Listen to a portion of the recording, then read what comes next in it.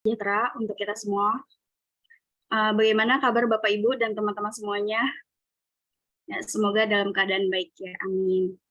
Kami ucapkan terima kasih telah bergabung pada acara Jumat Ngilmu Research Sharing episode 8 Laboratorium Riset Data Mining dan Software Engineering Program Studi Ilmu Komputer S2 Fakultas Teknologi Informasi Universitas Nusa Mandiri yang kali ini akan mengusung dua materi sekaligus dari peminatan Data Mining dan Software Engineering. Kami ucapkan selamat sore dan selamat bergabung kepada Kaprodi Ilmu Komputer Bapak Dr. Agus Subekti MT, Sekprodi Ilmu Komputer Ibu Eni Heni Ermaliani MMM.Com, Ibu Muji Ernawati dan Bapak Adnan Purwanto selaku pembicara kegiatan research sharing dan seluruh peserta yang telah bergabung secara virtual yang kami banggakan. Terima kasih atas kehadirannya. Perkenalkan, saya Ristiani Slamet selaku moderator yang akan memandu dalam acara Jumat Ngilmu Research Sharing dari awal hingga selesai. Sebelum memulai acara, perlu kami informasikan peraturan pada acara hari ini. Yang pertama, pada sesi presentasi narasumber hanya pembicara yang dipersilakan berbicara. Yang kedua, peserta diharapkan mematikan mikrofon namun tetap menyalakan video dan menggunakan virtual background yang telah disediakan. Yang ketiga, sesi tanya jawab akan dibuka setelah pemaparan dari pemateri. Baik Bapak dan Ibu dan teman-teman yang kami hormati, izinkan saya menyampaikan susunan acara pada kesempatan kali ini, yaitu yang pertama pembukaan, yang kedua sambutan, yang ketiga materi Jumat Ngilmu, research sharing, dilanjutkan diskusi dan tanya jawab, yang keempat penutup. Baik, sebelum memulai acara, demi kelancaran jalannya acara kita pada hari ini, marilah kita memanjatkan puji syukur serta berdoa menurut kepercayaan masing-masing. Berdoa dimulai. Ya, Bosro begitu kadang-kadang cuma kalau misalnya ini tuh berdoa selesai. Baik, acara selanjutnya adalah sambutan dari Bapak Kaprodi Ilmu Komputer Bapak Dr. Agus Subekti MT. Kepada beliau waktu dan tempat saya persilakan. Baik, terima kasih Mbak Ristiani atas kesempatannya. Yang terhormat dua orang narasumber kita pada sore hari ini, Mbak Muji Ernawati dan Pak Adnan Purwanto. Selamat sore Mbak Muji, Pak Adnan, mudah-mudahan kabarnya sehat. Oke, yang terhormat Ibu Eni Heni Hermaliani, Sekprodi Ilmu Komputer, yang terhormat staf Prodi Ilmu Komputer, Bu Rian, dan peserta webinar sore hari ini, baik dari Nusa Mandiri maupun dari luar Nusa Mandiri. Assalamualaikum warahmatullahi wabarakatuh. Salam sejahtera buat kita semua. Pertama-tama marilah kita panjatkan puji syukur kehadirat Allah Ta'ala yang telah memberikan kesempatan pada kita bisa berkumpul di sore hari ini untuk mencari ilmu, untuk berbagi pengetahuan, sehingga kita mendapatkan pengetahuan baru yang mudah-mudahan berguna buat masing-masing. Oke, pada sore hari ini akan sharing ke kita semua, yaitu Mbak Muji tentang image processing ya, dan Pak Anan tentang software effort estimation ya. Jadi karena salah satu tujuan dari riset sharing ini adalah untuk dalam rangka melakukan mencari ide riset, dan lama-lama kalau kita ikuti rasanya hampir semuanya sudah pernah dikerjakan orang ya. Jadi kita mencari sesuatu yang baru itu jadi makin lama kita rasakan semakin susah. Nah, kesempatan seperti ini bisa kita manfaatkan untuk secara cepat kita mencari tahu yang sudah dipelajari oleh para narasumber, sehingga kita bisa mendapatkan insight bagaimana menemukan, mencari hal-hal yang menarik untuk diteliti. Yang pertama adalah Mbak Muji tentang image untuk forgery ya. Jadi mungkin tentang bagaimana kita mendeteksi keaslian dari image, atau mungkin nanti lebih detailnya sama Mbak Muji. Kemudian Pak Adnan, ini adalah alumni kita. Terima kasih Pak Adnan sudah berbagi waktu dan pengetahuan. Mudah-mudahan ini bukan menjadi hal yang terakhir. Nanti selanjutnya Pak Adnan bisa terus mendukung alma mater Bapak, karena Nusa Mandiri itu nanti akan sangat tergantung kebesarannya dari salah satunya dari para alumni. Oke, jadi itu mudah-mudahan acaranya berlangsung dengan lancar, diskusinya bisa berlangsung dengan hangat, dan teman-teman, Bapak Ibu semua, para peserta bisa mendapatkan pengetahuan baru dan nanti bisa menjadi awal dari ide-ide penelitian dan kerjasama ke depan. Mudah-mudahan bisa berjalan dengan lancar sampai akhir acara. Demikian apa yang bisa saya sampaikan. Sekali lagi saya mengucapkan terima kasih kepada Bu Muji, Pak Anan, dan juga Bu Ristiani serta seluruh pihak yang mendukung acara ini. Saya ucapkan selamat mengikuti webinar. Demikian, wassalamualaikum warahmatullahi wabarakatuh. Terima kasih Pak Dr. Agus Subekti atas sambutannya. Selanjutnya masuk ke acara utama, yaitu penyampaian materi Jumat Ilmu Research Sharing episode 8, di mana hari ini akan ada dua pembicara, yaitu yang pertama ada Ibu Muji dengan tema Image Pleasing Forgery Approach Review and Future Direction. Yang kedua ada Bapak Adnan Purwanto dengan tema Software Effort Estimation menggunakan Logarithmic Fuzzy Preference Programming atau LFPP dan Web Kernel LS SPM Machine, di mana materi yang akan didiskusikan bersama pada acara hari ini merupakan penelitian dari para presenter. Presenter research sharing merupakan mahasiswa dan alumni dari program magister program studi ilmu komputer S2 Universitas Nusa Mandiri. Materi yang pertama akan dibawakan oleh Ibu Muji dari Lab Riset Data Mining dengan tema Image Pleasing Forgery Approach Review and Future Direction. Selamat sore Ibu Muji, bagaimana kabarnya? Sore Ibu Risti, alhamdulillah baik Ibu. Boleh tahu Ibu Muji angkatan tahun berapa, sudah lulus atau semester berapa saat ini? Saya angkatan 2021 bulan September lebih tepatnya. Untuk sekarang saya semester 4. Boleh diceritakan Bu, penelitian ini dalam rangka tugas kuliah atau bagaimana? Oke, untuk penelitian saya sendiri itu dia merupakan tugas kuliah dari mata kuliah di semester 2, yaitu mata kuliah Advanced Image Processing, di mana dulu itu dosen pengajarnya itu Pak Firda Ernawan, PhD. Kalau boleh tahu Bu, ini penelitiannya sudah dipublish di jurnal atau conference mungkin? Untuk penelitiannya sekarang alhamdulillah udah publish di IEEE, karena kebetulan untuk jurnal yang ini itu Pak Firda waktu itu ada beberapa, jadi sebenarnya nggak cuma saya, ada beberapa mahasiswa yang memang disarankan untuk submit ke conference internasional yang waktu itu kebetulan yang diselenggarakan oleh Universitas Diponegoro, Bu. Baik, untuk mempersingkat waktu kami persilakan kepada Ibu Muji untuk menyampaikan materinya. Kepada beliau kami persilakan. Baik, terima kasih. Saya izin share screen.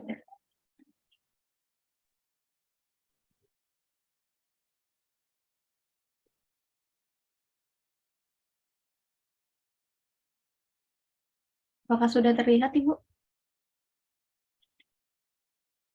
Sudah.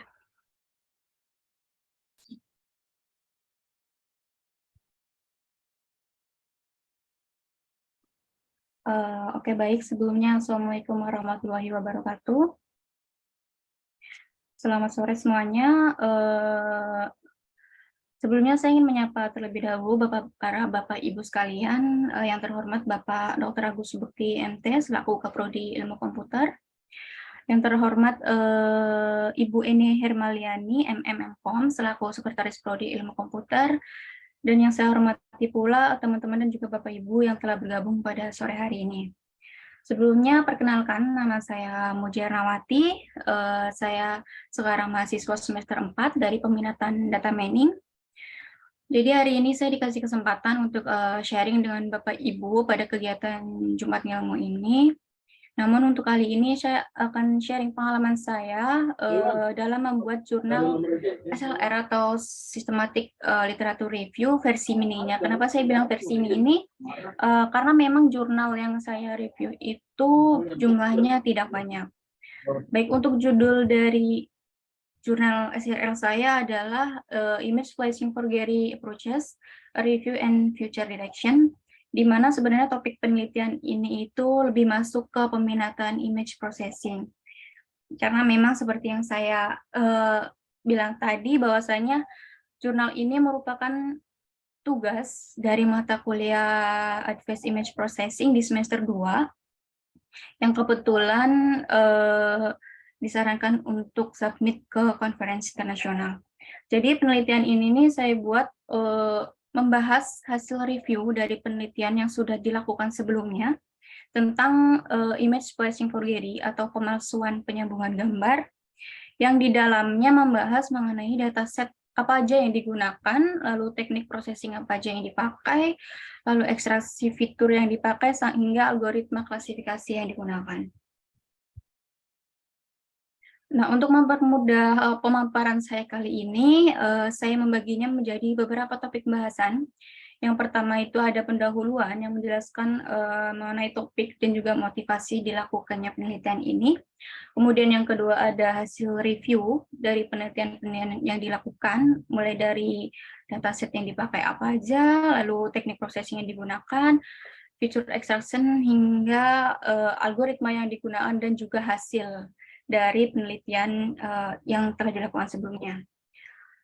Kemudian yang ketiga ada future direction. Di sini mengenai pengembangan ataupun arah masa depan yang bisa digunakan untuk meningkatkan penelitian yang sudah ada ataupun mungkin bisa digunakan oleh Bapak Ibu yang ingin melakukan penelitian di image processing.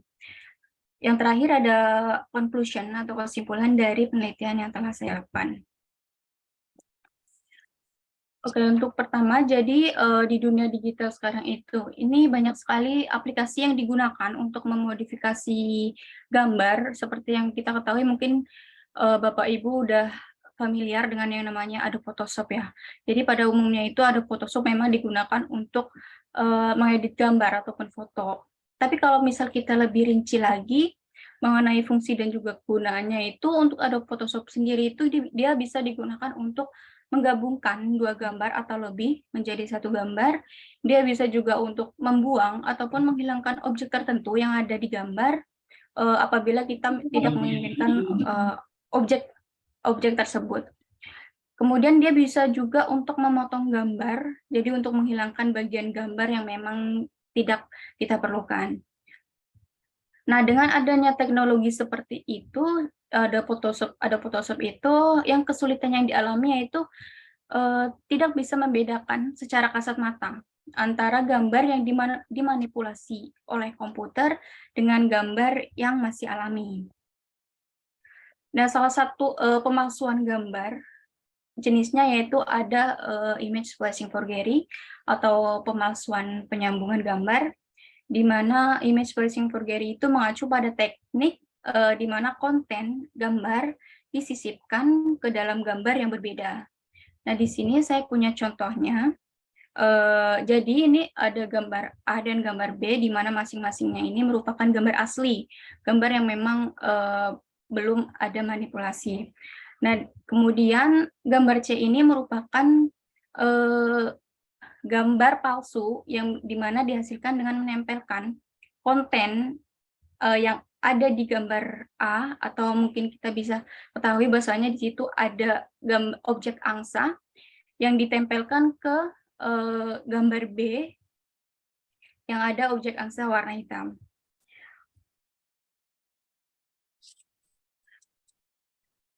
Oke, nah ini di sini image splicing for Gary sendiri sudah banyak dilakukan untuk kejahatan. Jadi jika pemalsuan penyambungan gambar ini sengaja dimanipulasi dengan tujuan jahat, maka bisa saja memberikan dampak buruk, baik itu untuk yang melakukan manipulasi ataupun untuk masyarakat atau mungkin bahkan negara bisa dirugikan. Nah, untuk menghindari ataupun mencegah hal tersebut nih, telah dilakukan upaya untuk mengatasi image placing forgery, yaitu dengan mengembangkan model yang dapat membedakan antara gambar asli dan juga gambar palsu. Nah, saat ini banyak sekali metode yang telah diusulkan untuk mendeteksi pemalsuan penyambungan gambar. Nah, di sini saya ada sedikit timeline perkembangan dari metode-metode yang telah dilakukan selama 5 tahun terakhir. Yaitu di tahun 2017 dia udah menerapkan reversible histogram-C, dan juga ada juga yang menerapkan integrating tempering possibility map. Kemudian di 2018 itu ada yang menerapkan MFCN, kemudian ada juga yang menerapkan slick image segmentation algorithm dan image feature.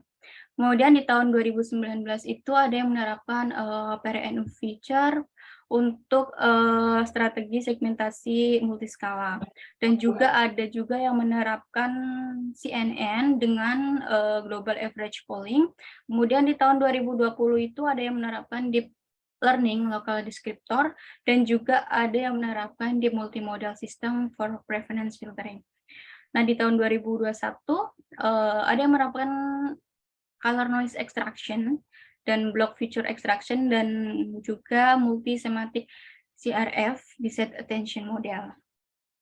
Nah, untuk tujuan dari penelitian ini sendiri itu dia untuk menganalisis dan meninjau studi terdahulu tentang deteksi image splicing forgery. Nah, tujuan utamanya itu diantaranya ingin mengetahui dataset apa saja yang digunakan dalam deteksi penyambungan gambar, kemudian ada teknik preprocessing apa saja yang digunakan, kemudian teknik pembelajaran mesinnya atau machine learning-nya, mulai dari extractive feature dan juga algoritma klasifikasinya. Kemudian ada juga untuk melihat kinerja yang dihasilkan dari deteksi penyambungan gambar yang sudah dilakukan, dan juga arah penelitian masa depan atau future research direction-nya.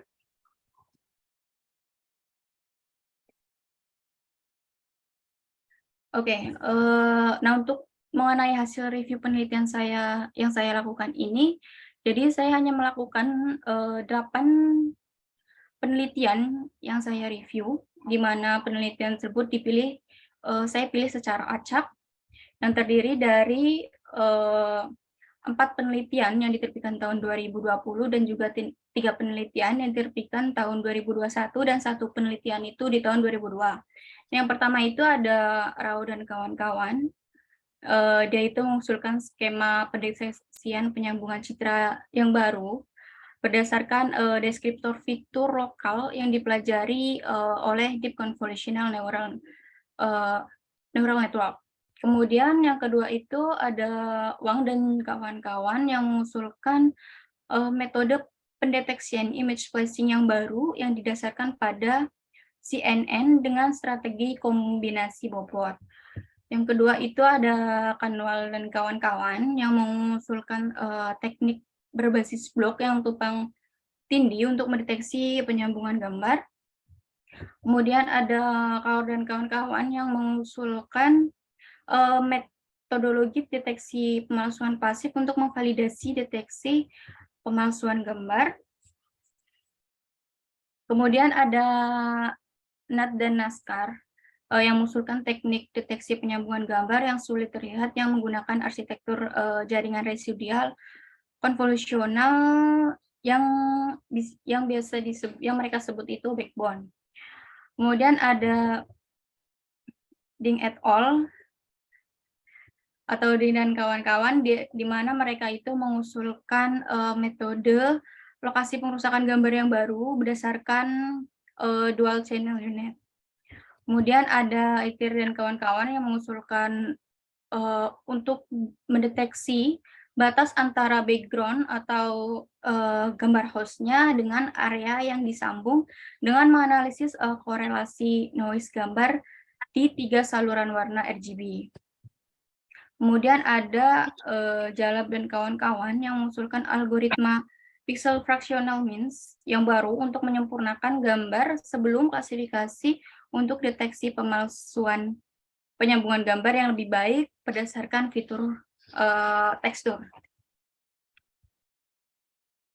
Oke, di sini untuk datasetnya sendiri, jadi dari 8 penelitian ini ada 6 dataset yang digunakan, yaitu ada dataset Cassia versi 1, di mana itu dia merupakan isinya gambar yang dimanipulasi menggunakan software Photoshop yang terdiri dari 800 gambar asli dan 921 gambar palsu.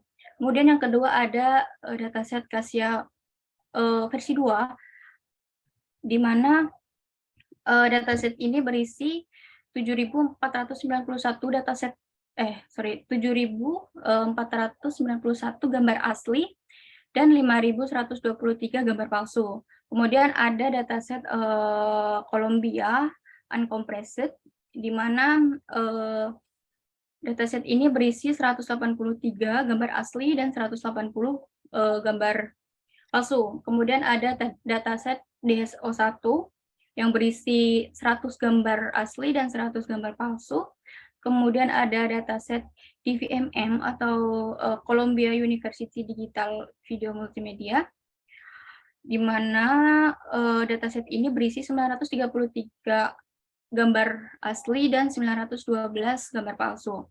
Dan terakhir ada dataset IFSTC yang berisi 1050 gambar asli dan 1150 gambar palsu. Nah, dari 6 dataset yang digunakan ini, kita bisa lihat bahwasanya dataset Cassia versi 2 lah yang paling banyak digunakan. Yang paling banyak digunakan untuk mendeteksi pemalsuan penyambungan gambar. Terbukti di sini dari hasil review saya, dari 8 penelitian itu ada 7 penelitian yang menggunakan dataset Cassia versi 2 ini. Kemudian untuk preprocessing,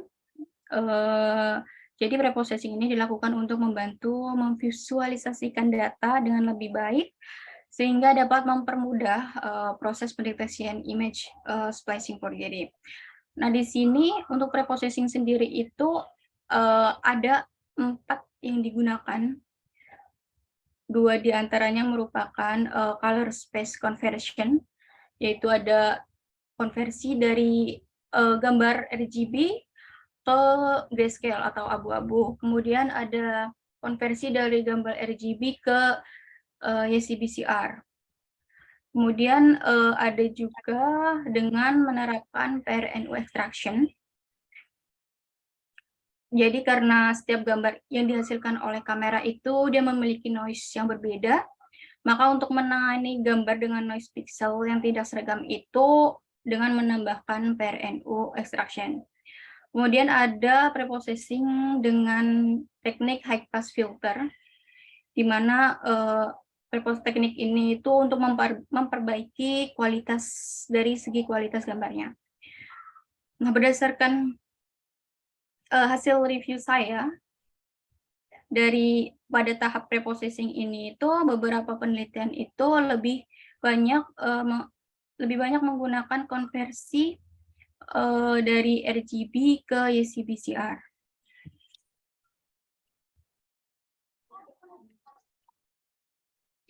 BG-nya nggak ada. Oke, kemudian untuk fitur extraction dan klasifikasi algoritma klasifikasi.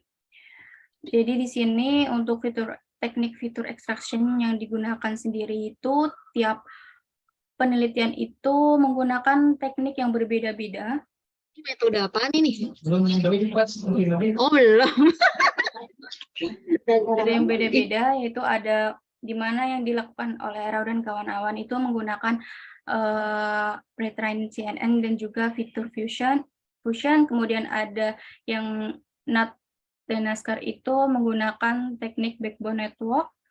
Lalu yang Wang dan kawan-kawan itu dia menggunakan teknik ECBCR fitur, Edge fitur, dan juga PRN fitur. Kemudian Kanwal dan kawan-kawan dia menggunakan Otsu Base Enhanced Local Ternary Pattern. Kemudian untuk Kaur dan kawan-kawan itu dia menggunakan DWT, LPB, dan juga Markov Transition Probability Metric.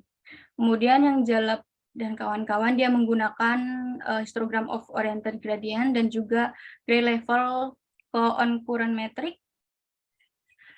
Dan untuk Ding dan kawan-kawan dia menggunakan DC UNet. Jadi ada encoder, ada Victor Fusion, ada decoder, dan juga ada loss function. Kemudian untuk ETR dan kawan-kawan dia menggunakan color noise extraction dan block feature extraction.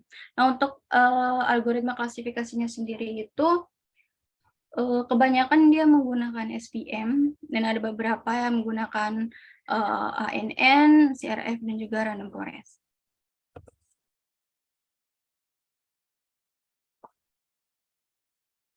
Baik, untuk pengukuran kinerja ini digunakan untuk mengukur seberapa besar tingkat keberhasilan suatu metode yang digunakan untuk mendeteksi pemalsuan gambar ini. Nah, pada penelitian ini itu untuk melihat kinerjanya itu saya hanya menggunakan nilai akurasi yang diperoleh dari setiap penelitian. Nah, di sini ada tabel yang menjelaskan perbandingan pengukuran kinerja pada metode-metode yang diusulkan dari penelitian yang saya review. Seperti yang saya sudah jelaskan sebelumnya, jadi ada 6 dataset yang digunakan, dan dapat dilihat di sini untuk akurasi yang dihasilkan itu rata-rata memiliki nilai akurasi di atas 90%. Dan nilai akurasi tertinggi itu sebesar 99,76 pada dataset Cassia versi 2, dan nilai akurasi terendah itu 92,50 pada dataset DSO1.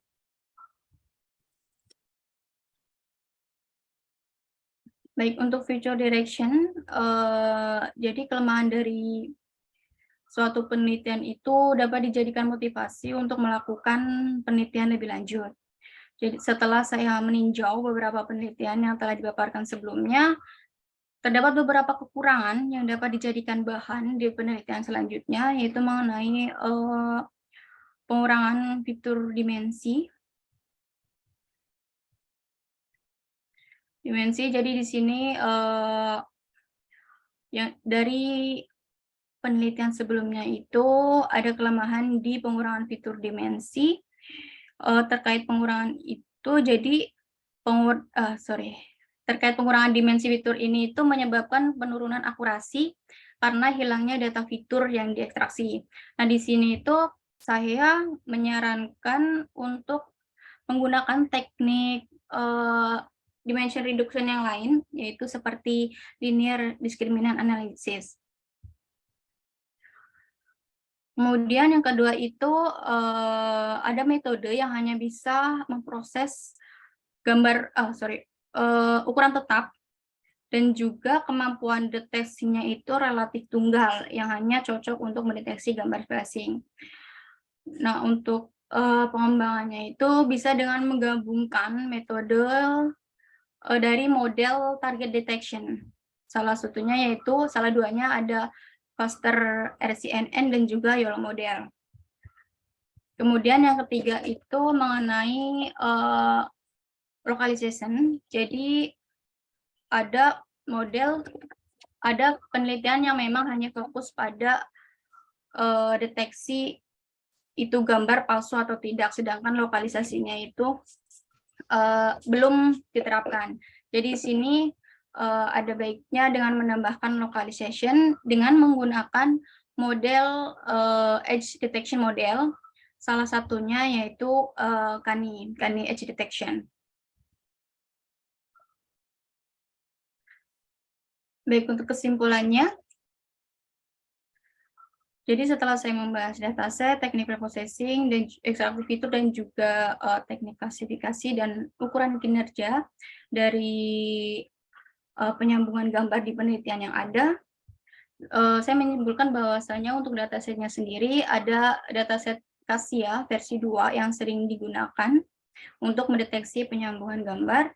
Kemudian untuk teknik processing-nya itu kebanyakan dia menggunakan konversi dari RGB ke YCBCR. Dan untuk fitur eksternnya itu ada banyak teknik yang digunakan. Kita bisa lihat tadi bahwasanya dari 8 penelitian itu sendiri menggunakan teknik yang berbeda-beda. Kemudian untuk algoritma klasifikasinya itu paling banyak menggunakan SVM atau support vektor mesin dan menghasilkan kinerja klasifikasi yang lebih baik daripada yang lain. Kemudian untuk performa, dari penelitiannya itu menghasilkan akurasi di atas 90%. Dan untuk future direction-nya itu kita lebih menyarankan untuk explore lokalisasinya. Baik, sekian presentasi dari saya. Kurang lebihnya mohon maaf. Wassalamualaikum warahmatullahi wabarakatuh. Saya kembalikan ke moderator Ibu Risti. Baik, terima kasih Ibu Muji Ernawati untuk materinya. Semoga dapat memberikan wawasan kepada kita semua. Selanjutnya, saya akan memandu diskusi dari materi yang telah dipaparkan oleh Ibu Muji Ernawati. Apabila dari peserta memiliki pertanyaan, dapat disampaikan langsung dengan cara raise hand atau melalui fitur chat.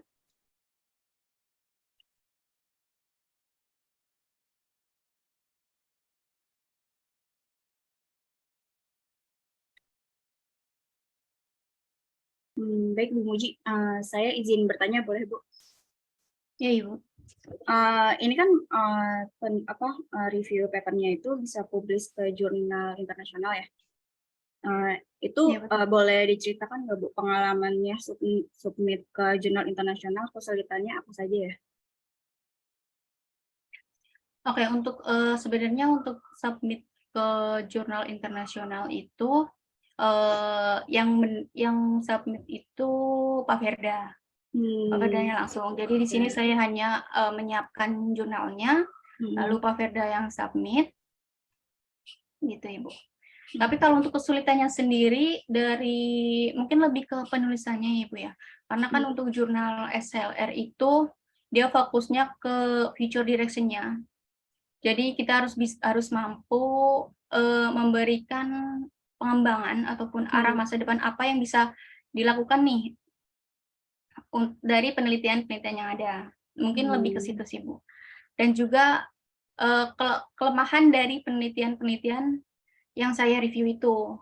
Paling itu sih, Bu, kesulitannya. Karena kan memang saya sendiri dulu, karena kan ini memang tugas semester 2 ya, Bu.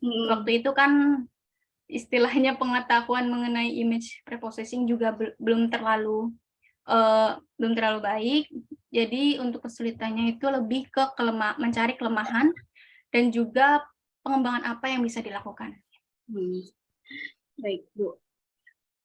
Dari yang lain mungkin ada pertanyaan dapat disampaikan langsung dengan cara raise hand atau melalui fitur chat.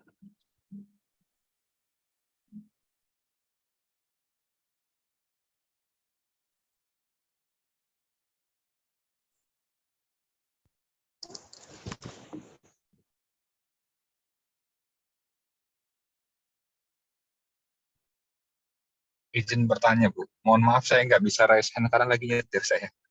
Ya, silakan Pak. Suara saya terdengar ya? Terdengar Pak. Oke, baik. Saya sebenarnya kurang paham ke arah image processing. Cuma boleh tanya mengenai sistematika penulisannya nggak ya? Tadi kan banyak metode preprocessing, kemudian banyak juga metode klasifikasi yang dijabarkan, datasetnya juga banyak gitu.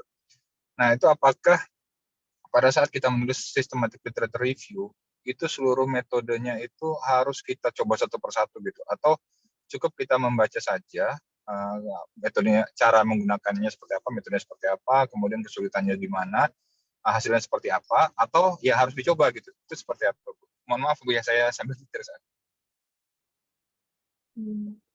Silakan Bu Muji, mungkin bisa langsung dijawab. Oke, baik, terima kasih. Jadi untuk jurnal sistematika literatur itu sendiri itu waktu saya itu tidak melakukan percobaan, jadi memang pure hanya mereview dari jurnal penelitian yang udah ada, kemudian kita buat jurnal lagi gitu. Jadi untuk reviewnya sendiri itu untuk saya yaitu mengenai jadi apa yang diusulkan oleh penelitian tersebut, kemudian dataset yang digunakan, kemudian teknik preprocessing yang digunakan, lalu ekstraksi fitur dan juga cara kerjanya bagaimana, kemudian mencari kelemahan dari penelitian tersebut, dan kita mencoba untuk mencari apa sih yang bisa dikembangkan dari kelemahan untuk mengatasi kelemahan itu, gitu. Mungkin dari Pak Wan Ahmad ada. Baik, dari saya cukup Bu. Terima kasih banyak atas penjelasannya Bu. Terima kasih Pak Wan Ahmad atas pertanyaannya. Mungkin dari peserta lain yang memiliki pertanyaan bisa langsung disampaikan.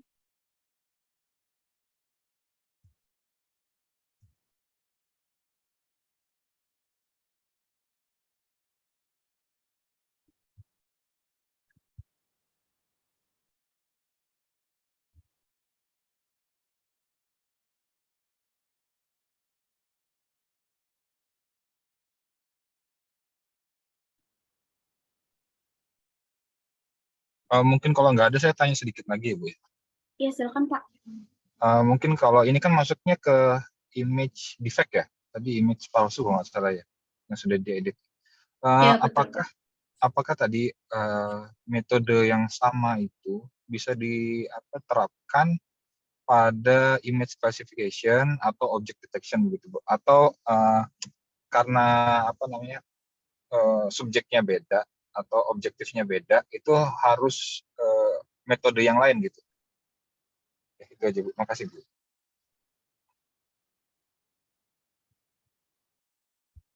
Ya, Bu Muji mungkin bisa langsung dijawab.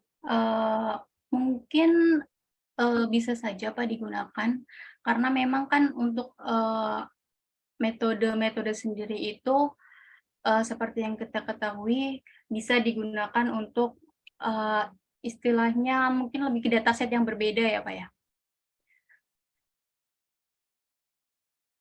Kalau menurut saya masih bisa digunakan untuk data yang berbeda ataupun objek yang berbeda, mungkin dari kayak di image forgery sebenarnya itu nggak cuma ada image splicing, ada namanya copy move forgery. Jadi mungkin bisa untuk metode tersebut bisa diterapkan di copy move forgery, namun mungkin dari segi hasil akan berbeda. Karena kan memang untuk dataset yang berbeda itu pasti mendapatkan hasil yang berbeda juga. Oke. Kemudian tadi kan disebutkan dari banyak dataset yang digunakan oleh paper-paper yang jadi rujukan tadi itu kan dia punya data train sama data test ya, image yang asli dan image yang sudah dimanipulasi seperti itu kan ya. Ya, berarti betul. Itu sebagai data trainingnya ya, data training modelnya ya. Iya betul Pak, jadi itu digunakan untuk data trainingnya. Kemudian dataset yang tadi disebutkan tadi itu adalah standar ya. Maksud saya kan kita bisa saja membuat dataset sendiri ya. Tapi walaupun effortnya besar, itu kan membuat 100 dataset aja udah ribet gitu kan. Apakah dataset yang disebutkan tadi itu udah menjadi standar internasional bahwa untuk image defect prediction? Oke, untuk dataset itu sendiri setahu saya itu memang dataset publik Pak, yang memang digunakan untuk penelitian. Jadi itu memang biasa digunakan oleh peneliti yang ingin meneliti mengenai image splicing forgery Pak. Sorry, mohon maaf Mbak, terputus ini ya sinyal saya Mbak. Bagaimana Mbak? Mohon maaf Mbak. Oh ya, untuk datasetnya sendiri itu memang dataset publik Pak, sudah ada. Jadi memang itu dataset standar yang memang digunakan untuk bagi peneliti yang ingin meneliti di image flashing for Gary, terutama yang ingin mungkin meningkatkan dari segi akurasinya gitu, Pak. Oh, oke. Baik. Makasih banyak ya, Mbak ya. Ya, sama-sama, Pak. Baik, terima kasih Pak Wan Ahmad atas pertanyaannya. Baik, untuk selanjutnya, untuk materi dan diskusi sesi 1 telah selesai.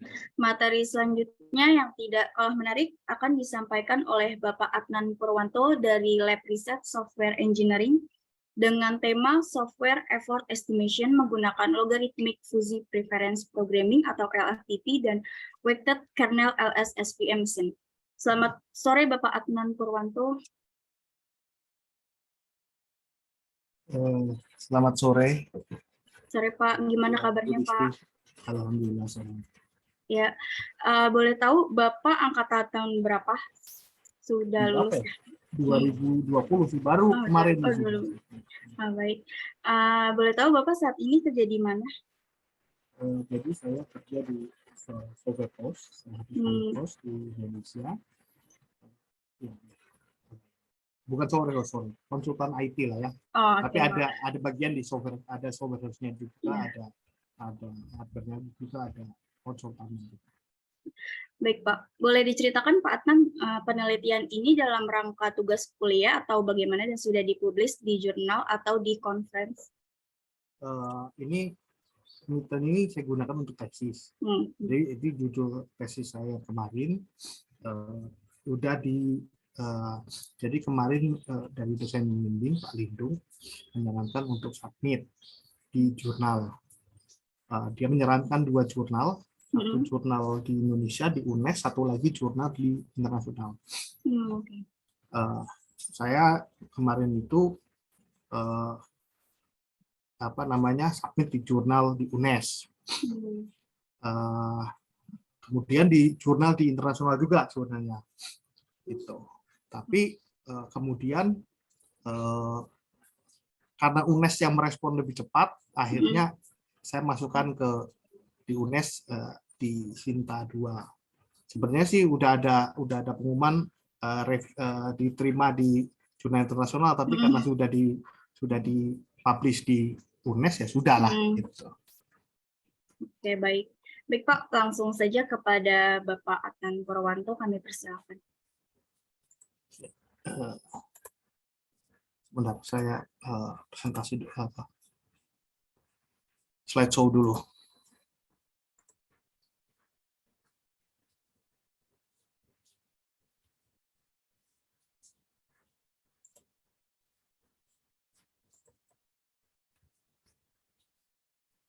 Oke, assalamualaikum warahmatullahi wabarakatuh. Yang pertama-tama saya ucapkan terima kasih kepada Pak Dr. Agus Mukti yang telah memberikan kesempatan kepada saya untuk mempresentasikan ke depan teman-teman semuanya mengenai kebetulan ini judul tesis yang saya bawakan. Kemudian kepada Bu Eni, terima kasih atas kesempatan yang diberikan dan kepada seluruh teman-teman semuanya. Judul materi saya adalah Software Effort Estimation menggunakan Logarithmic Fuzzy Preference Programming dan LSSPM atau Least Square Support Vector Machine. Sebenarnya ini LSPM sebenarnya, mesinnya harusnya dihapus. Oke.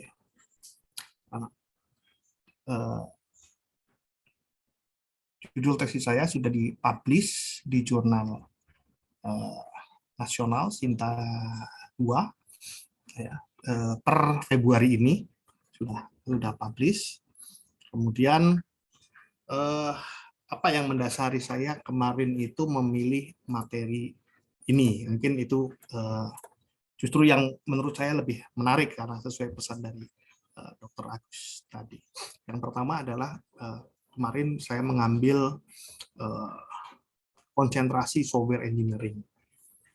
Karena saya pikir itu related dengan apa yang saya kerjakan selama ini di konsultan IT ya. Jadi kita sebagai konsultan kita mulai dari perencanaan sampai pembangunan software sampai pengetesan baik pengetesan keamanan, performansi, dan sebagainya. Nah, ketika masuk di materi semester 3, ada mata kuliah yang kebetulan juga diajarkan oleh Pak Perda juga, namanya Software Effort Estimation.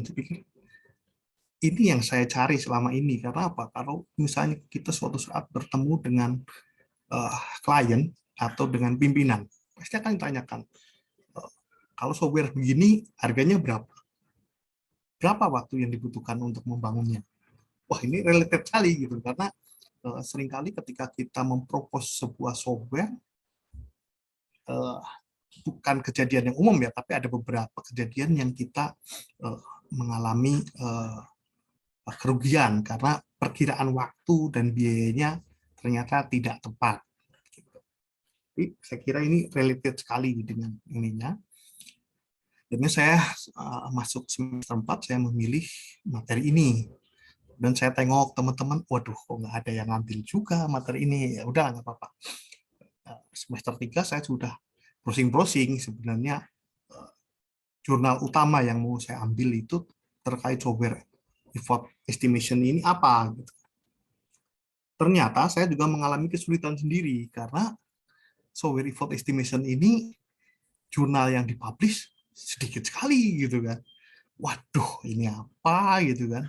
Kemudian setelah saya pelajari ke arah sini, software effort estimation itu sudah menggunakan machine learning. Ada beberapa menggunakan machine learning sebagai salah satu metode untuk menghitung effort, biaya dan waktu. Kemudian udah ada juga yang menggunakan MCDM, multi criteria decision making ya, jadi pakai fuzzy. Kemudian saya pikir, waduh kalau ini saya kalau pakai machine learning lagi kemungkinan udah mentok nih sampai machine learning yang terbaru gitu kan. Sementara pada software effort estimation, dataset yang tersedia sebenarnya tidak terlalu banyak. Ada NASA, ada Kemerer, kemudian ada Kokomo dan sebagainya. Hanya sekitar 6 atau 7 dataset, karena memang tidak banyak orang yang mempublish dataset tentang bagaimana membangun aplikasi dan berapa sebenarnya aktual effort yang keluar gitu ya. Mungkin karena pendokumentasian proyek juga kurang bagus dan sebagainya. Tapi kemudian saya menemukan satu jurnal yang keluar di tahun 2019. Wah, ini asik nih menggunakan FHP dan backdate kernel LSSVM machine. Apa nih yang harus saya naikkan nih dari referensi utama ini atau jurnal utama ini yang kebetulan bagus sekali karena dikeluarkan juga sampai di Elsevier ya. Jadi bukan main-main untuk tampil jurnal di Elsevier. Kemudian wah, LSVM-nya udah mentok nih. Berarti saya bisa main FHP. Coba saya browsing, ternyata malah kebetulan istri saya mengambil disertasi mengenai peningkatan penggunaan FHP ini. Menggunakan namanya LFPP, Logarithmic Fuzzy Preference Programming. Oleh karena itu saya ya udahlah FHP saya naikkan menjadi LFPP. Ini kayaknya menarik. Saya majukan itu, kemudian alhamdulillah di proposal diterima, tapi realnya memang kadang-kadang sering saya temui juga kalau dalam konsultan IT itu kita sering menyebut istilahnya devil in detail. Jadi ketemunya kesulitan itu begitu sudah detail banget gitu loh. Ternyata si jurnal ini tidak menggunakan seluruh dataset Kokomo ataupun NASA. Jadi dia hanya mengambil sebagian dataset, hanya 13 data yang diambil dan dia olah gitu ya. Tuh. NASA pun dia hanya mengambil 15. Waduh. Tanpa di training, jadi langsung di testing gitu ya ininya. Waduh, ini repot banget saya pikir begitu. Dan nggak ketemu-temu juga, makanya kemarin saya sempat ikutnya ujian susulan karena di ujian utamanya belum kekejar nih untuk mengejar dari jurnal utama ini. Waduh, agak terjebak ya. Tapi saya kemudian menemukan, wah ini kayaknya kalau nguprek ngikutin referensi utama betul-betul stepnya, kayaknya agak ini lebih baik kita buka langsung browsing ke semuanya, dan saya mengikuti beberapa metodenya saja. Jadi tidak semua metode saya ikuti dari referensi utama. Alhamdulillah dapat, sehingga keluarlah hasil penelitian yang bisa saya dapatkan. Jadi mungkin secara sekilas ya, abstraknya, jadi peran dari paper ini adalah effort estimation, salah satu cara untuk memprediksi berapa waktu yang dibutuhkan dan biaya yang dibutuhkan untuk membangun cover. Banyak sekali pendekatan gitu. Ada pakai MCDM saja, ada yang pakai machine learning saja. Nah, di penelitian saya itu saya menggabungkan antara fuzzy atau MCDM dengan machine learning. Nah, metodenya penelitian sebelumnya udah banyak ya, campur-campur juga banyak sebenarnya. Tapi pada penelitian saya fokuskan kepada penggunaan logarithmic fuzzy preference programming dikombinasikan dengan least square support vector machine.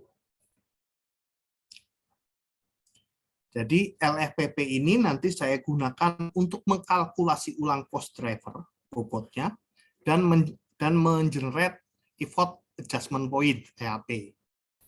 Kemudian EAP inilah yang nanti digunakan bersamaan dengan berapa banyak baris kode yang dibangun ya untuk sebagai inputan dari LSVM. Outputnya itu nanti diukur menggunakan metode magnitude of relative error dan root mean square error. Pada penelitian ini saya menggunakan dua dataset, yaitu COCOMO dan NASA. Hasil penemuannya adalah menghasilkan bahwa MRR-nya sebesar 0,015019, sedangkan RMSN-nya adalah sekitar 1,703092. Ya. Ini kalau pakai COCOMO dataset, sedangkan kalau pakai NASA dataset, MMRN-nya adalah 0,07, RMS-nya adalah sebesar 6,0379. Ini suatu peningkatan yang cukup drastis. Mungkin saya akan share yang di jurnal utamanya ya. Di jurnal utamanya, ya, MREN-nya untuk yang COCOMO itu 0,57. Sedangkan di penelitian saya sampai 0,017. Jadi cukup signifikan. Itu yang makanya kenapa saya tertarik ini, karena ternyata software effort estimation-nya prediksinya masih agak jauh nih. Ya, ibaratnya masih nggak sampai 0,1, jadi errornya masih sangat tinggi, sehingga ini harusnya bisa ditingkatkan lagi kinerjanya gitu. Jadi makanya kenapa saya memilih materi ini atau topik ini. Novelty atau kebaruannya adalah pada studi ini adalah kombinasi penggunaan LFPP dan LSVM yang merupakan peningkatan dari sebelumnya yang hanya menggunakan kombinasi FHP dan LSVM. Karena metode ini akan menghasilkan LFPP itu menghasilkan output yang lebih baik dibandingkan FHP. Jadi ini sudah merupakan suatu penelitian yang dilakukan banyak sekali bahwa LFPP memproduksi output yang memang lebih baik dibandingkan FHP. Nah, mungkin karena di sini pesertanya tidak semuanya dari software engineering, maka mungkin saya perlu jelaskan bahwa basic penggunaan datasetnya adalah menggunakan COCOMO. Metodenya yang COCOMO gunakan adalah awalnya dia hanya basic COCOMO, di mana effort itu hanya A kalikan kilo line of code, jadi berapa banyak baris perintah, dipangkatkan B, di mana A dan B ini adalah data yang konstan lah. Ya. Sedangkan waktu yang dibutuhkan adalah C kalikan E pangkat D, yang dimana C dan D itu konstanta, ditentukan dari seberapa berkualitas software yang akan dibangun. Prinsip sederhananya begitu. Pada intermediate COCOMO itu udah ada tambahan EAF. EAF itu terdiri dari 15 cost driver. Nah, 15 cost driver atau 15 parameter itulah yang nanti saya mainkan, karena KLOC itu udah jelas angkanya pasti. EAF inilah yang nanti saya rumuskan ya, untuk menghasilkan data yang baru ya, atau bentuk yang baru menggunakan LFPP. Kemudian saya nggak masukkan pakai rumus ini, tapi saya masukkan itu dalam machine learning untuk sekaligus mempelajari metodenya bagaimana, ya, sehingga bisa menghasilkan data yang lebih baik. Bahkan ketika saya coba intermediate COCOMO menggunakan dataset, juga tingkat akurasinya masih 40%. Jadi masih range untuk memperbaiki metode ini masih sangat besar. Jadi setelah introduction mungkin secara ini kita udah bisa bayangkan bahwa ketika membangun sebuah software engineering, membangun sebuah software, penting sekali untuk mengetahui berapa biaya dan waktu.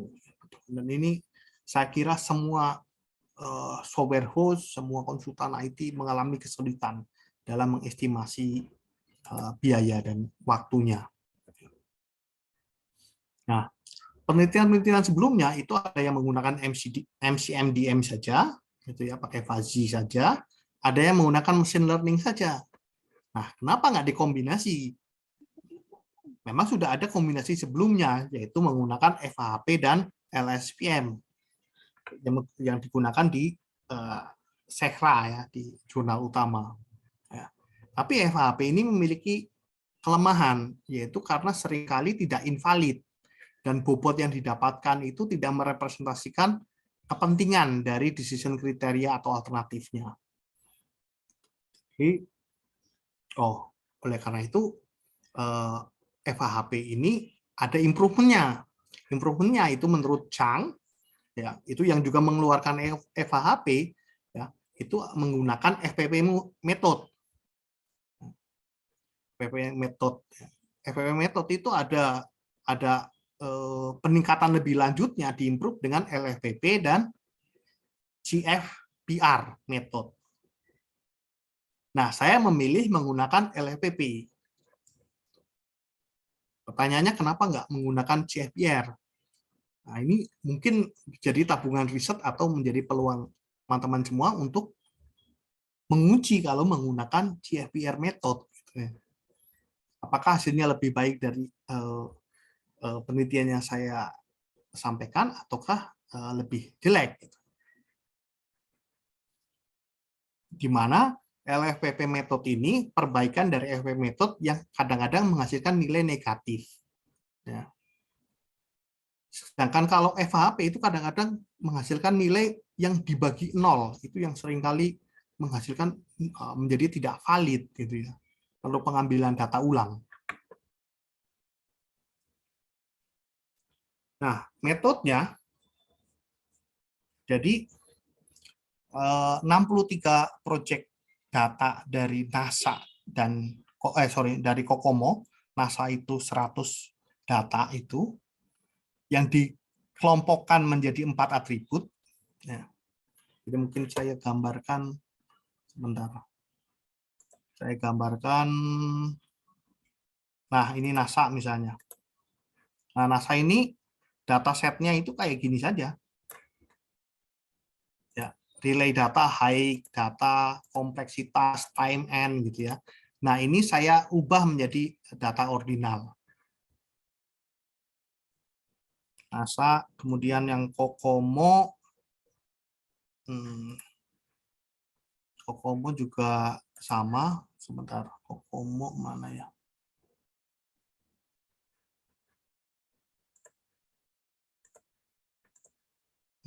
COCOMO. Nah, semoga kelihatan juga. Ya. Angkanya angka semacam ini yang ini, sehingga saya ubah menjadi data ordinal semacam ini. Nilai 2, 5, 1, 3, 4 gitu ya.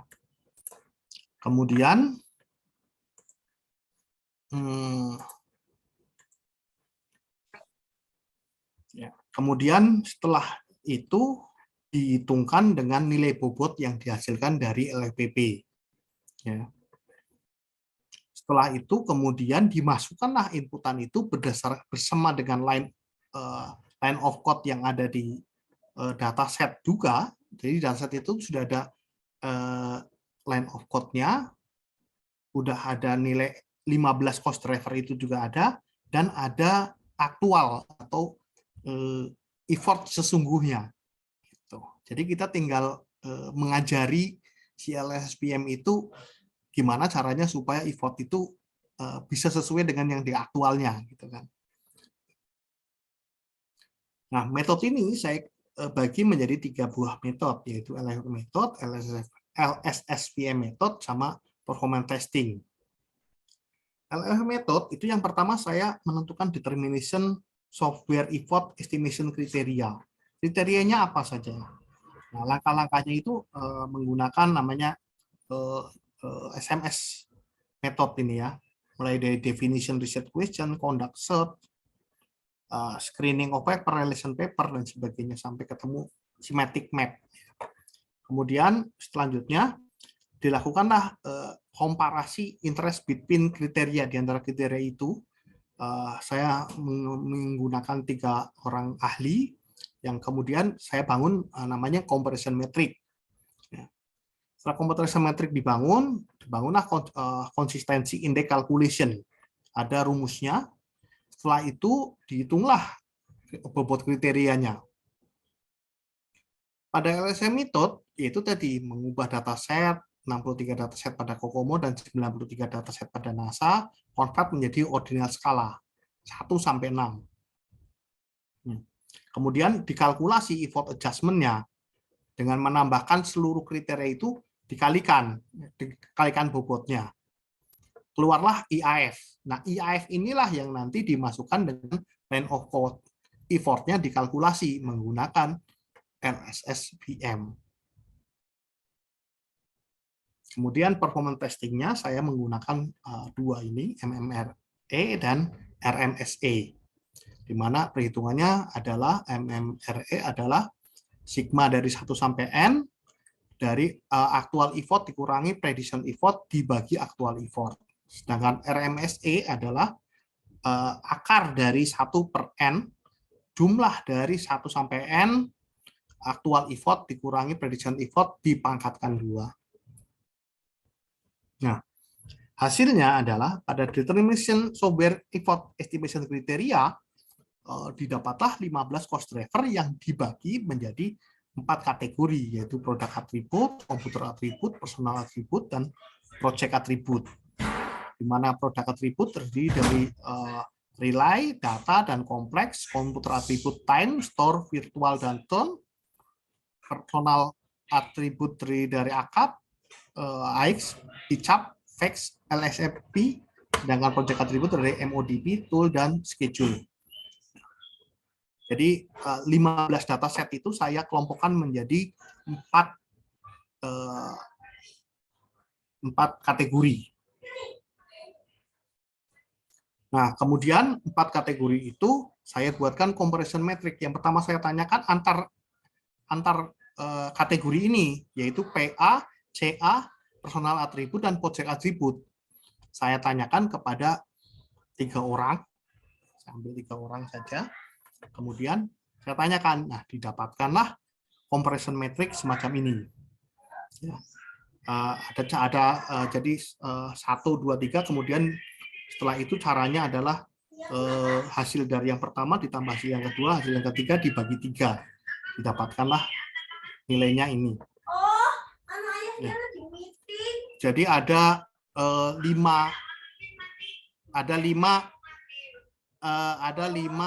comparison metric, ya. Jadi comparison metric untuk keseluruhan, comparison metric untuk produk atribut, comparison metric untuk komputer atribut, personal atribut, dan project atribut. Setelah itu dihitunglah konsistensi index calculation. Ya, itu udah ada rumusnya di LFPP. Saya menggunakan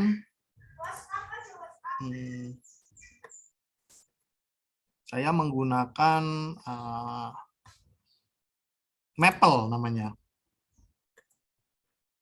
Maple itu kita cuma tinggal ngitung aja ini, dimasukkanlah rumusnya, misalnya low to medium, angka nilai 2,28 ini misalnya, matriks C ini 2,28 dibagi 1,25.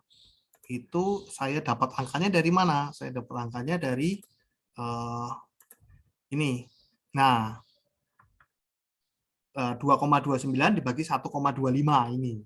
2,29 bagi 1,25. Kemudian nanti masuk angka yang kedua. Bagi ln 1,25 ditambah 3,3 dibagi 2,28. Gitu seterusnya. Itu kan. Jadi dari compression metric itu saya masukkan ke dalam rumus yang ada di Maple. Didapatkanlah output hasilnya semacam ini.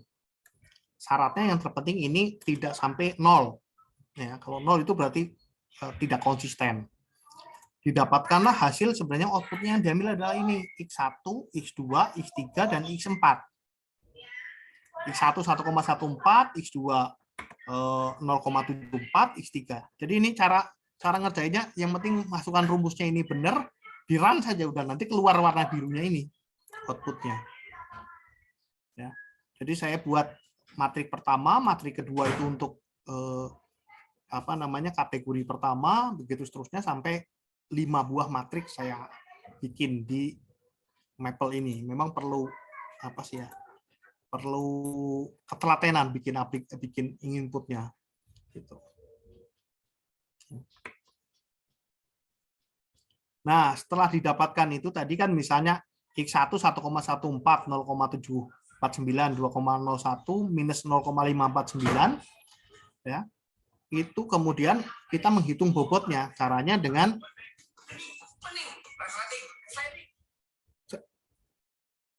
maaf bentar.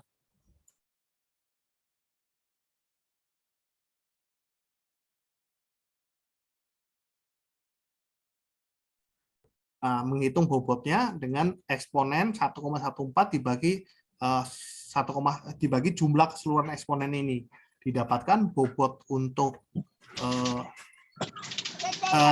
produk atribut itu adalah sebesar 0,24. Untuk yang atribut kedua, komputer atribut itu sebesar 0,16 dan sebagainya. Setelah itu atribut keseluruhan dihitung. Jadi relay itu dihitung seluruhnya. Nah, inilah yang dikalikan dengan hasil yang sudah diordinalkan tadi. Nah, kemudian setelah data ini dimasukkan, kemudian diubahlah dataset dengan pengali ini, dapatlah keluar IAF. Nah, IAF inilah yang nanti kemudian dimasukkan ke machine learning berbasis Python, misalnya bisa pakai Anaconda atau bisa pakai yang lain lah ya. Kemudian dimasukkan dengan hiperparameter alfa, beta, dan gamanya adalah angka sekian. Kenapa kok nggak dibebasin banyak gitu ya? Ternyata waktu yang dibutuhkan banyak sekali. Jadi, waduh, kayaknya nggak sanggup nih. Jadi saya hanya menggunakan hiperparameter sebanyak ini saja.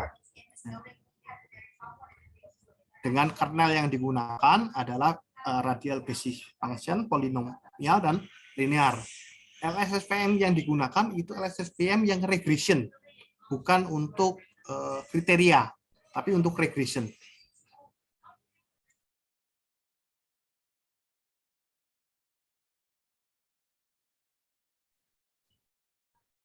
Nah, setelah itu didapatkanlah hasil dari output program Python-nya itu, sekaligus menghitung RMSE dan MR-nya adalah ini. Jadi setelah didapatkan nilai ini, didapatlah kesimpulan bahwa RBF ini menghasilkan data yang terbaik.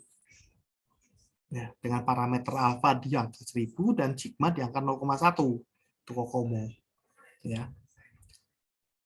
Nah, kemudian ada satu metode yang saya pakai untuk yang saya tiru dari jurnal utama adalah metode ini, yaitu untuk memprediksi dari 1%, 5%, atau 10%. Jadi masuk, jadi kata misalnya aktualnya 1075 nih. Nah, outputnya 1074. Apakah errornya kurang dari 1%? Ya, kalau kurang dari 1% atau lebih besar dari 1% ini 0. Tapi kalau lebih kecil dari 1%, 1. Ternyata didapatkan hasil yang cukup bagus gitu ya. Dibandingkan kalau menggunakan metode yang intermediate COCOMO yang basic awalnya gitu ya. Tuh.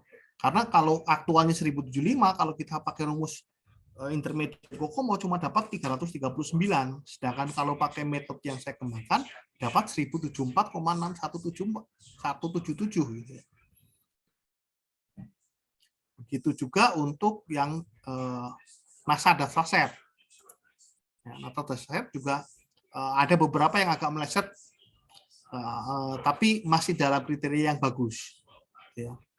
Jadi prosentasenya bahkan kalau untuk yang COCOMO dataset itu 100%. 100% masuk dalam 1%.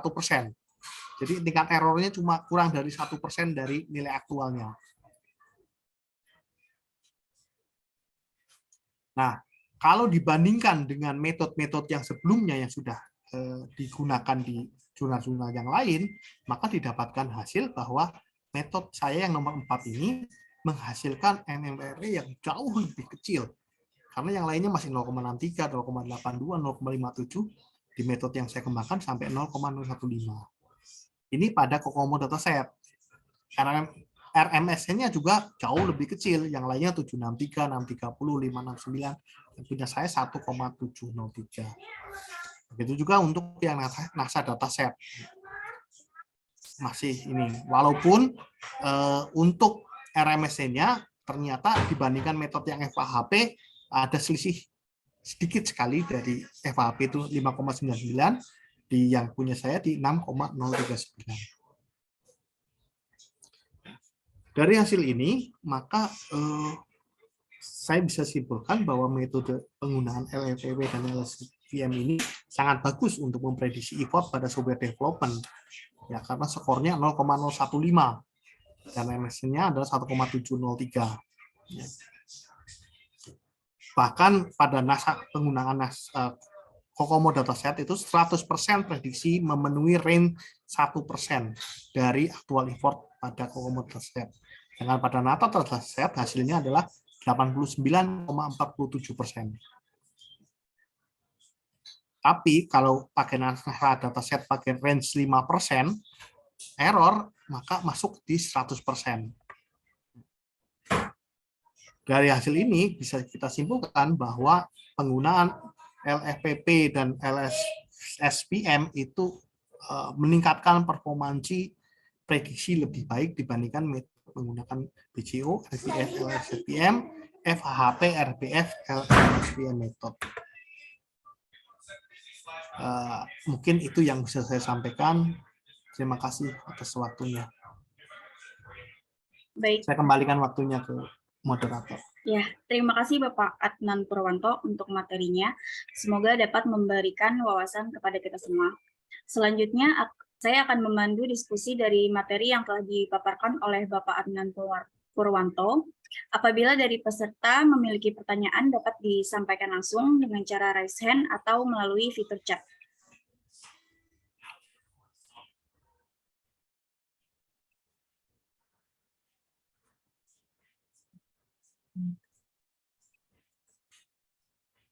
Mohon izin bertanya, Bang Abu.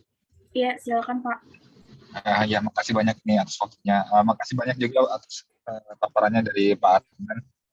Saya ini sedikit Pak Adnan terkait penjelasan tadi mengenai perhitungan margin of error-nya. Gitu, margin of error. Kalau nggak salah tadi pakai RMSE dan apa satu lagi tadi ya? MMRE. Nah, itu root mean square error dan tadi saya ini Eh, soalnya sambil nyetir jadi nggak- MMRE. Oh, oke. Nanti mungkin bisa dijelaskan sedikit ya Pak ya. Yang metode kedua itu maksudnya apa? Kalau root mean square error, insya Allah saya sudah paham. Tapi yang kedua itu saya kurang paham. Kemudian menghitung margin of error-nya itu variabel apa dibandingkan variabel apa gitu. Jadi selisih errornya tadi apa? Mungkin sudah disebutkan tadi sama Pak Adnan, tapi saya karena kurang konsentrasi gitu ya. Jadi nggak dapat gitu perhitungan bagaimana cara menghitung margin of error-nya. Ya dari saya cukup itu dulu Pak Adnan. Makasih banyak Pak. Saya langsung jawab ya. Iya, baik Pak, silakan. Ya, jadi MMRE itu ada rumusnya. Rumusnya adalah sigma keseluruhan dari actual effort dikurangi prediction effort dibagi actual effort. Gitu. Jadi waktu nyata dikurangi dengan effort nyata dikurangi dengan effort yang diprediksi dibagi aktual effortnya. Jadi dibagi effort nyatanya lagi. Jadi kalau misalnya semakin jauh prediction effortnya, maka MMRE itu pasti akan nilainya besar. Ya. Jadi kalau 1 itu berarti wah udah kebangetan sekali gitu ya. Jadi MMRE itu nilainya dari 1 sampai 0. Jadi semakin mendekati 0 itu berarti nilai prediction effortnya itu sama persis dengan actual effort lah. Ininya. Oh, berarti persentase ya itu ya Pak ya? Kalau 1 dan 0 tadi ya? Jadi gini. Jadi itu kan misalnya margin error dibagi dengan nilai nyatanya ya kan gitu kan. Jadi kalau errornya makin kecil, kan nilainya makin kecil Pak. Gitu.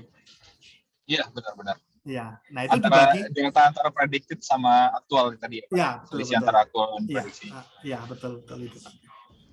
Ininya. Kalau RMSE sebenarnya hampir sama, cuma dikuadratkan terus diakar gitu Pak. Iya. Tapi saya lebih senang MMRE sih sebenarnya karena angkanya itu pasti antara 0 sampai 1 lah gitu. Ininya. Oh, berarti tadi untuk memprediksi, untuk menilai akurasi dari model tadi, itu effort tadi ya Pak ya, targetnya itu adalah actual effort-nya dibandingkan dengan predicted effort tadi ya Pak ya? Betul. Ya. Actual effort diambil dari dataset Pak. Oh iya, berarti yang prediksinya dari model tadi ya Pak? Yang dari model, ya, yang dibangun di LSTM. Baik, makasih banyak ya Pak. Luar biasa Pak. Karena akurasinya meningkat jauh dari paper rujukan sebelumnya itu kan yang tadi ya, selisihnya dari yang 500-an kalau nggak salah tadi sampai sisa di bawah 10 kalau nggak salah ya, 1,sekian. Ya, agak surprise juga sih waktu keluar. Waduh, memang akhirnya jadi memberikan space penelitian ke depannya agak sulit sih sebenarnya, buat saya juga agak sulit kalau mau riset lagi harus mendekati angka-angka itu sih sebenarnya. Tapi ya sebenarnya nggak masalah juga sih, tidak terlalu mendekati angka itu juga. Surprise juga pada diri sendiri waktu keluar angkanya. Ya, maksud saya luar biasa gitu ininya, modelnya Pak, effort dari Bapaknya juga, kemudian tricky yang dilakukan Bapak. Saya kurang menyimak ya Pak ya, tapi mungkin luar biasa bisa menemukan sesuatu yang ya kalau menurut saya sih ini gimana ya saya menggambarkannya, luar biasa gitu, bisa akurasinya bisa sepresisi mungkin gitu dibandingkan model-model rujukan sebelumnya. Dari saya itu dulu Pak. Makasih banyak atas sharing ilmunya Pak. Ya. Terima kasih banyak Pak. Mungkin untuk penjelasan aja, saya mencoba berbagai macam metode itu hampir sampai 200 cara, dikalikan, ditambah, tambah dibagi gitu. Bagaimana? Iya. Jadi gimana caranya kok keluarnya makin jauh gitu kan. Ternyata back to basic, kembali ke semula. Yang penting datasetnya saya balikin ke nilai ordinal gitu ternyata. Jadi nilai 1, 2, 3, 4, 5, 6 gitu. Oh, berarti untuk transformasi data kategorikal tadi, apa namanya, pendekatannya ordinality ya, Pak ya? Ya, diordinalkan saya. Ternyata begitu ketemu saya diordinalkan, saya kalikan bobotnya, ketemu tuh ininya gitu. Terus saya jumlahkan, EAF-nya ketemu, saya masukkan dalam modelnya, loh kok dekat banget nih, bagus banget. Sudah itu yang digunakan. Baik, terima kasih banyak Pak Adnan. Ya, sama-sama. Baik, terima kasih Pak Ahmad atas pertanyaannya. Mungkin dari peserta yang lain jika memiliki pertanyaan dapat disampaikan secara langsung atau melalui fitur chat.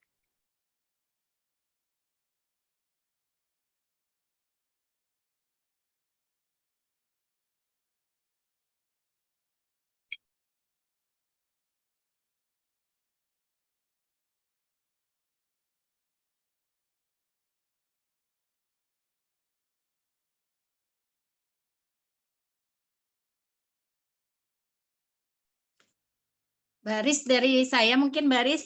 Ya, boleh Bu, silakan. Menambahkan. Iya, mohon maaf ini off cam ya karena lagi ada 2 Zoom saya. Ya, Bu. Terima kasih Pak Adnan ya atas paparan dari materi tesis ya yang sudah lulus ya pada periode sebelumnya gitu. Mungkin dari saya barangkali ada sedikit tips gitu ya atau saran kira-kira untuk teman-teman nih Pak Adnan di peminatan software engineering ya khususnya gitu yang akan menyusun tesis gitu barangkali dari apa namanya tema ataupun topik ya topik tesis dari Pak Adnan gitu kira-kira ceruk yang bisa dilanjutkan gitu ya untuk penelitian selanjutnya gitu mungkin gitu kali barangkali ada teman-teman yang memang tertarik di situ gitu ya kira-kira apa begitu ya barangkali bisa memberikan advice ataupun saran-sarannya begitu ya Pak ya dalam arti supaya koridor dari software engineering itu betul-betul mengacu kepada peminatan dari software engineering itu sendiri begitu ya artinya mungkin bisa tadi ya memberikan insight bagi teman-teman nih yang masih menyusun ya yang harusnya udah lulus tapi masih menyusun tapi belum menemukan gitu ya secara gamblang bagaimana tema-tema yang harus diangkat di dalam software engineering tersebut begitu. Mungkin itu dari saya Pak Adnan, terima kasih. Ya Bu Eni, terima kasih. Mungkin kalau di software effort sebenarnya banyak banget karena masih banyak kombinasi yang bisa digunakan. Bahkan nggak masalah sih sebenarnya kalau mau pakai EVA HP dicampur sama BCO, campur sama machine learning yang lain gitu. Machine learning sendiri kan metodenya banyak sekarang. Mungkin teman-teman yang di data mining tahu lah, gitu kan.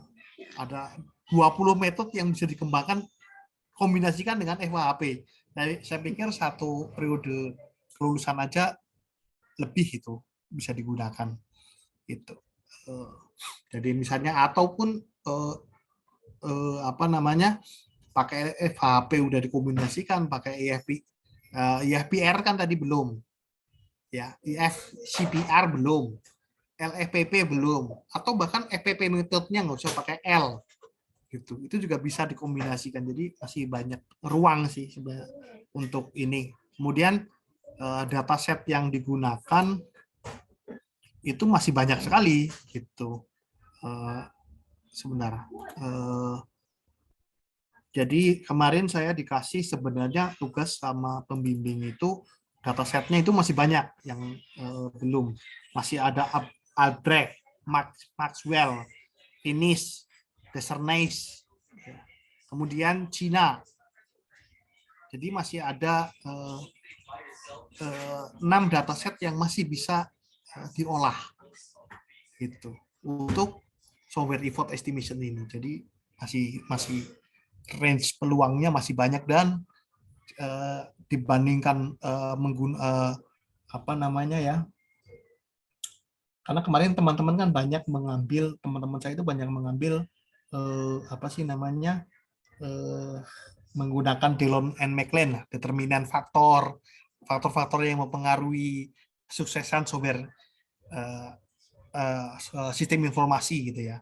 Yang itu juga di semester 2 saya pernah bikin papernya sama teman-teman juga. Banyak kan ngambilnya ke sana gitu. Dan lebih ke penerapan ke satu aplikasi A, aplikasi B, aplikasi C. Memang kalau untuk software info estimation ini udah pasti tinggal main metodenya saja sama dataset. Semoga bisa menghasilkan hasil yang jauh lebih baik dibandingkan yang didapat oleh saya tadi gitu.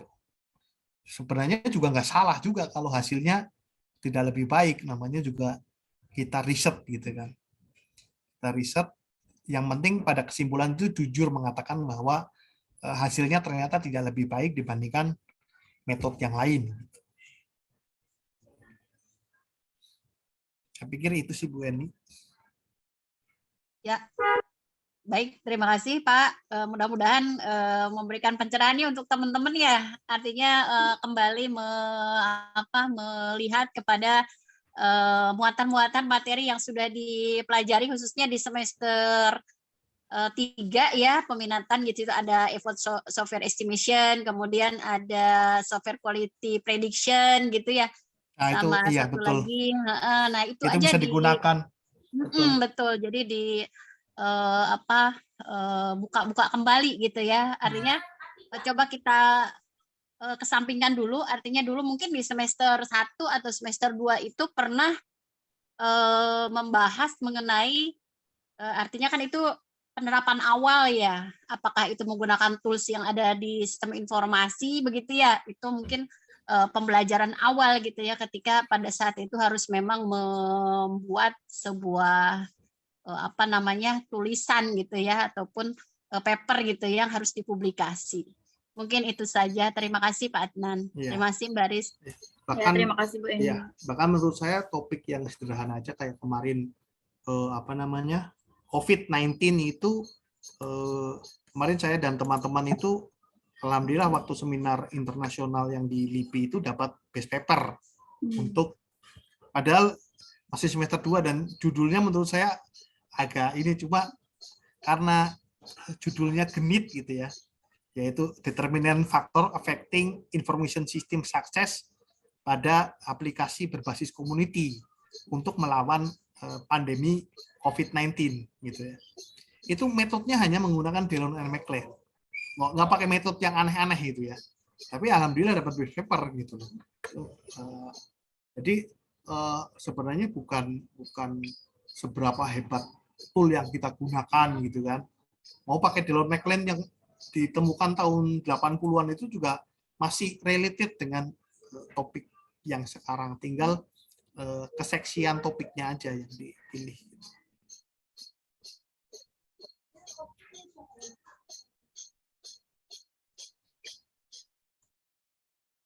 Baik, terima kasih Bapak Adnan Purwanto untuk materinya. Semoga dapat memberikan wawasan kepada kita semua. Alhamdulillah dengan berakhirnya diskusi sesi 2, maka kegiatan Jumat Ngilmu Research Sharing episode 8 ini telah selesai. Semoga dapat memberikan manfaat dan wawasan bagi kita semua.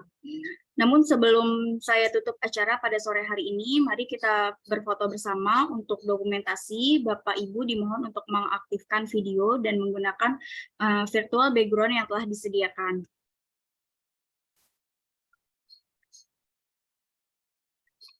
Baik, foto akan diambil dalam hitungan ketiga. 1, 2, 3.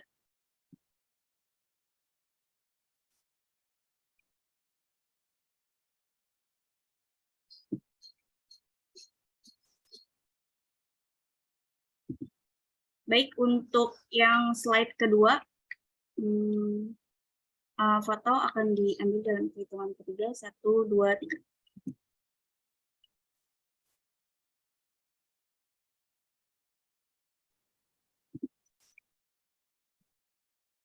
Baik, kita telah sampai pada penghujung acara. Terima kasih kepada Bapak Dr. Agus Subakti, MT, dan Ibu Heni Hermaliani MMFkom yang telah berkenan menghadiri acara ini hingga selesai.